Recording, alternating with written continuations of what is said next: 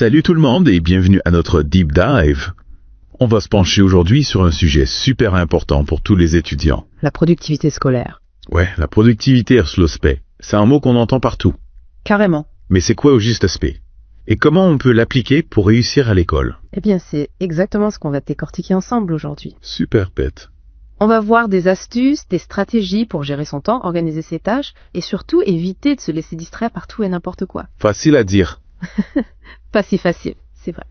Mais on va voir ensemble que de petits changements peuvent faire une grande différence. J'ai hâte d'entendre ça. Et tenez-vous bien, on va même parler d'une plateforme qui pourrait devenir votre meilleur allié dans cette quête de la productivité. Backademy. Backademy. Je connais pas. On en parlera plus en détail un peu plus tard. Mais d'abord, j'aimerais qu'on prenne un moment pour réfléchir à ce concept de productivité. Qu'est-ce que ça signifie vraiment, surtout dans le contexte scolaire? Ouais, c'est vrai. Souvent, on a l'impression que la productivité, c'est juste travailler sans arrêt, passer des heures et des heures le nez dans les bouquins. Exactement. C'est un peu l'image qu'on s'en fait, non? On se dit qu'il faut en faire toujours plus vite. Et du coup, on se retrouve vite débordé, stressé et pas forcément plus efficace. C'est clair. Mais les sources qu'on a consultées pour ce deep dive proposent une autre vision de la productivité. Bon, c'est...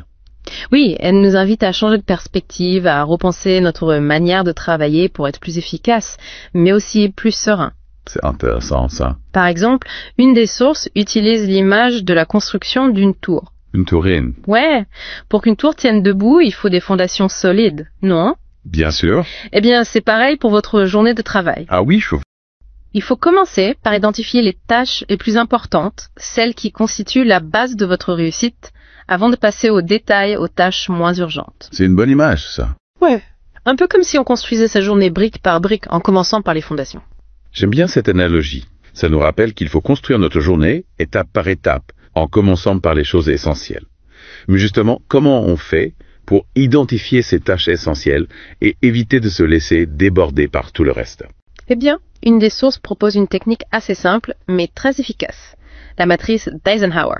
La matrice d'Eisenhower. Oui, c'est un tableau avec 4 cases, tu vois. Ok, je suis. Dans la première case, tu notes les tâches urgentes et importantes, celles à faire absolument en priorité. Celles qu'on ne peut pas remettre à plus tard. Exactement.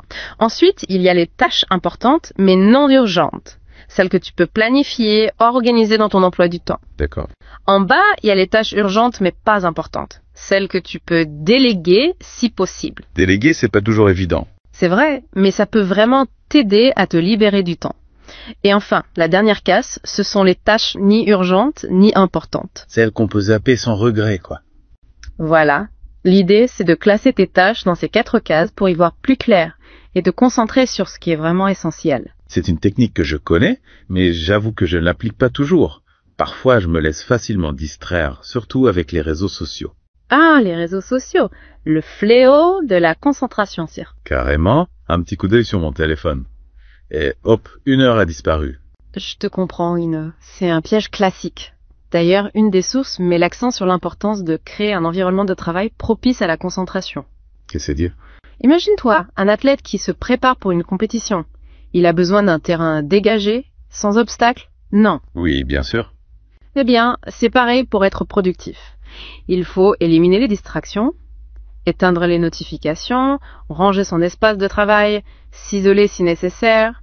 Bref, créer un environnement où tu peux te concentrer pleinement sur ce que tu fais. C'est vrai que quand on est dans un environnement calme et ordonné, c'est plus facile de se concentrer. Exactement. Mais parfois, même avec la meilleure volonté du monde, on a besoin d'un petit coup de pouce pour s'organiser, non? Oui, c'est vrai.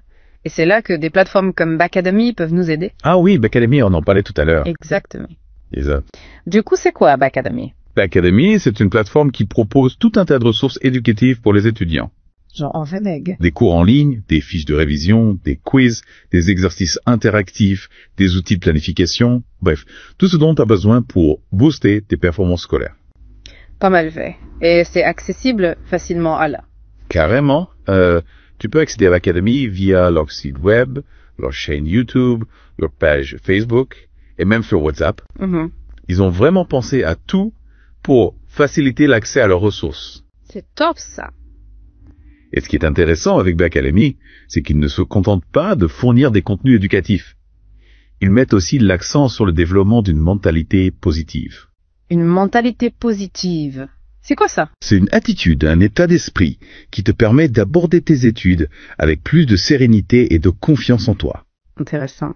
Avoir une mentalité positive, c'est apprendre à voir les obstacles comme des opportunités d'apprentissage, à accepter de faire des erreurs et d'en tirer des leçons.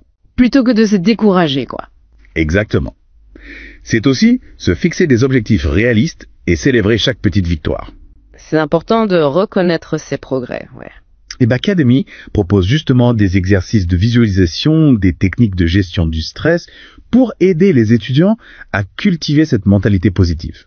Ça a l'air vraiment complet comme approche. C'est vrai, on a souvent tendance à se focaliser sur nos échecs, à minimiser nos réussites. Ouais, c'est vrai.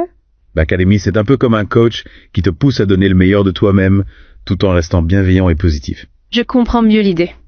En résumé, on a vu aujourd'hui que la productivité, ce n'est pas forcément travailler plus dur, mais travailler plus intelligemment. En utilisant les bonnes techniques, en s'organisant, en éliminant les distractions. Exactement. Et surtout en cultivant une mentalité positive, une attitude qui nous permet d'aborder nos études avec plus de confiance et de sérénité. On peut dire que la productivité, c'est un peu la clé de la réussite scolaire, non? Carrément. Et si vous souhaitez découvrir Backademy et ses ressources, n'hésitez pas à consulter les liens dans la description de cet épisode. On se retrouve très vite pour une nouvelle plongée dans un sujet passionnant. À bientôt. Salut!